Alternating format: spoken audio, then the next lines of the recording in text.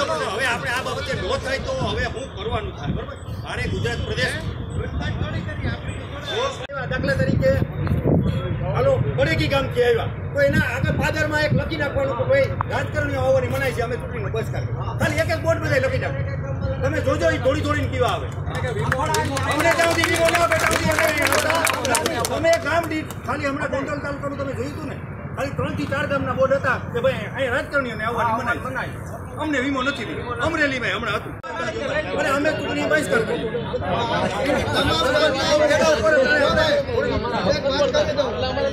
એવી પરિસ્થિતિ પોતપોતાના ગામની તો જવાબદારી લે શકે ને કે અમારે એક બેનર છપે ને અમારા ગામમાં છપવું.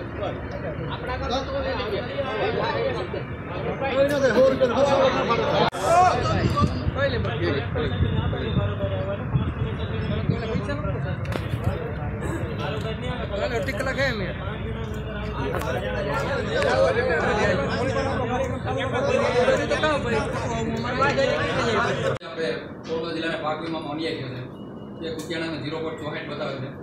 અને ખરેખર ઘણાઓ અને પોરબંદરમાં જે વેધર સ્ટેશન 2 અથવા 3 વેધર સ્ટેશન છે એના ઉપરથી આંકડા નક્કી કરી અને સ્કોપ કટિંગ દરેક ગામડામાં લેવામાં આવે તો દરેક ગામડામાં સ્કોપ કટિંગ લેવામાં આવે ત્યાં વેધર સ્ટેશન હોવું જરૂરી છે. થોડોક 2 વેધર સ્ટેશન ઉપર નક્કી થાય કે આખા તાલુકાનું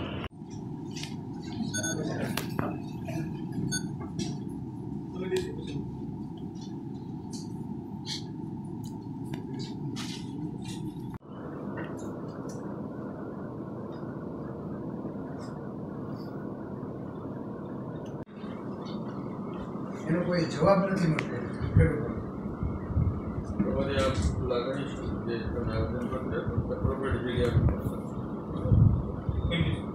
મારું નામ હિતેશ મોઢવાડિયા, ગુજરાત કિસાન સંગઠન. હવે આજે પાક વીમામાં ખેડૂતોને બહુ અન્યાય થયેલ છે અને પ્રીમિયમ એકી સાથે કાપે તો એકી સાથે વીમો કેમ નહીં. બીજું કે જે ક્રોપ કટિંગ કરેલા છે એ 80% પિયતવાળા જ ખેતર લીધેલ છે. એમાં આ રેન્ડમલી એ આંકડા કાઢે એ સરાસર કંપની અને જે એના અધિકારીઓ હોય, હું ખુલ્લેઆમ ખેડૂત તરીકે કહું છું, ભ્રષ્ટાચાર કરે છે. આ બધી પ્રાઇવેટીકરણ કરી અને ખેડૂતોને પાયમાલ કરવાની કોશિશ છે. એક તમને કહું કે ખેડૂતને નામે પૈસા નીકળે અને ઉદ્યોગપતિને કેમ પૂગે, તો આવી રીતના ઉદ્યોગપતિને પૂગી જાય કે આજે 51-52% ખેડૂતોનું પ્રીમિયમ બાદ કરીને લેખીએ તો 9 વીઘાને 1 ગુઠે. આગળ દાખલા તરીકે પોરબંદરમાં રિલાયન્સ કેપિટલ, તો એ કંપનીને 9 વીઘાને 1 ગુઠે સરકાર 50,000 આપે તો મારો એવો વિરોધ છે કે કંપની જ વીમા કંપની બંધ કરી દો. વીમા કંપનીને ખેડૂતોની જરૂર નથી. જે પૈસા તમે વીમા કંપનીનો આપો એ ખેડૂતોને આપી દો. સીધી સરળ વાત. આ વીમાની ઝંઝટ જ નહીં. આ સરકારની મનસા નથી. આમાં ભાજપ હોય કે કોંગ્રેસ હોય, બે હરખા ભાગીદાર છે. મારા હિસાબે બે પૈસા ખા. કેમ કાંઈ અવાજ નથી ઉઠ્યો આ વીમા બાબતમાં? અને ખેડૂતોને બધા ગુમરાહ કરે. ખેડૂતોનો કોઈ નથી. અને હું તો કહું કે આગામી સમયમાં લોકસભાની ચૂંટણીમાં ખેડૂતો મતનો બહિષ્કાર કરશે પોરબંદર જિલ્લામાં. અને મારે ગામડે ગામડે રખડવું પડે તો રખડવું. અને મને એવી આશા છે કે મારો ખેડૂત સમાજ મને સમર્થન આપશે અને હવે મતનો બહિષ્કાર કરવાનો સમય આવી ગયો. જો આમ નામ ખેડૂતો જાગ્યા નહીં તો અમુક સમયો પછી આતંકવાદી જેવી પરિસ્થિતિ ઊભી થાય, લૂંટફાટ થાય, ત્યારે આ સરકાર રોકી નહીં શકે. આ સરકાર ખેડૂત વિરોધી જ છે બધી હોય. કોઈ ખેડૂતો નથી, મત માટે જ યુઝ કરે છે, બીજી કોઈ વસ્તુ નથી. ઓકે. આજરોજ 25 તારીખના કલેક્ટરશ્રીને આવેદનપત્ર આપ્યો છે. તેનો એક મેન હેતુ એ છે કે પોરબંદર જિલ્લાને જે અન્યાય થયો છે પાકની બાબતનો, તો કુતિયાણા 0.64 બતાવે છે. રાણાઓ અને પોરબંદરને કોઈ નેઠા નથી. તો કુતિયાણાનો એક પાડોશી છે જે માણાઓ દળ, ત્યાં 80 થી 90% પાકનો મોડેલ છે. તો પોરબંદરની વર્ષોથી આવો અન્યાય શું કામે? તો ખરેખર તો વીમા કંપનીને જે સરકારની જે મીઠી નજર છે ને એને થોડીક હટાવવી જોઈએ અને ખેડૂતને પોરબંદર જિલ્લાને ખરેખર ન્યાય મળે એવું અમે થોડાક ટૂંક સમયમાં એવું કહેવા માગીએ છીએ. ટૂંક સમયમાં જો પોરબંદર જિલ્લાને ન્યાય નહીં મળે, 70 થી 80% જે તેનો હક છે, પ્રીમિયમ ભર્યું છે ને અત્યારે એના ચોથા ભાગનું પણ અત્યારે પાકનું નથી મળે.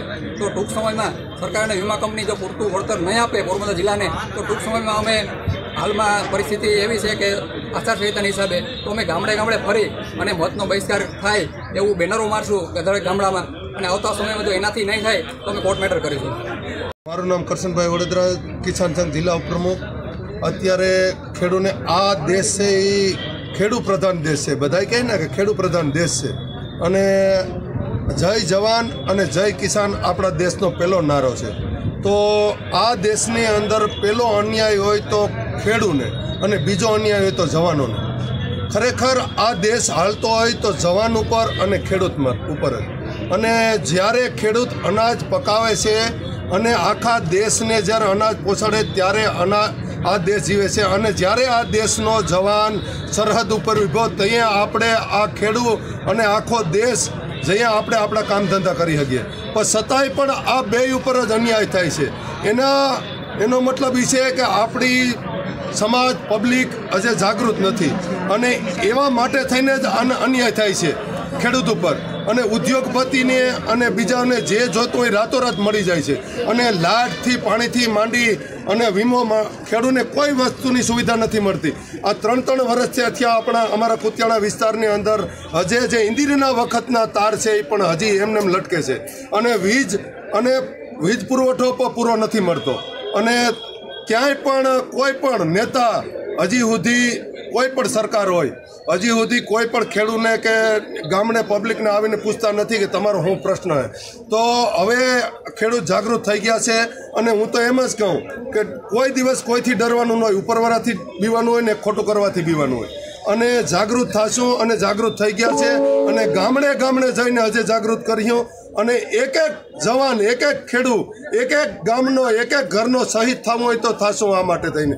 અને ખેડૂત માટે થઈ અને પાક વીમો નહીં આપે તો આના માટે અમે ભયંકર લડાઈ લડશું.